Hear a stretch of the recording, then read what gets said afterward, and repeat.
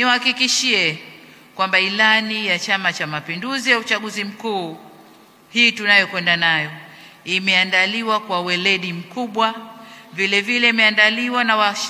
na kuwashirikisha wananchi wenyewe,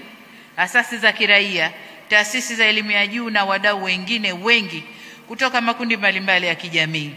Aidha, ilani yetu imeainisha vipaumbele vya chama ambavyo muda utakapowadia vitawekwa bayana hapa. Ndugu wajumbe wa mkutano mkuu, kama mnavyofahamu, ilani ya CCM ya uchaguzi mkuu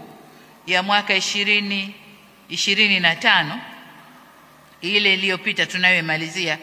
iliakisi kipindi cha kwanza cha miaka mitano utekelezaji wa mwelekeo wa sera za CCM katika kipindi cha miaka 2020-2030. Hivyo ilani ya uchaguzi mkuu ya mwaka huu 2025 inaakisi kipindi cha pili na cha mwisho cha utekelezaji wa mwelekeo wa sera za CCM katika kipindi cha mwaka 2020 hadi 2030. Hivyo kabla hatujaendelea mbele, tumeona ni muhimu kabla hatujaiwasilisha ilani hii kwenu, tumeona ni muhimu tufanye tena mapitio ya utekelezaji wa ilani iliyopita kwa miaka mitano, na ndiyo kazi tutakayoifanya leo, na kesho tutawasilisha ilani hii tunayokwenda nayo ina vitu gani ndani na tutaizindua rasmi.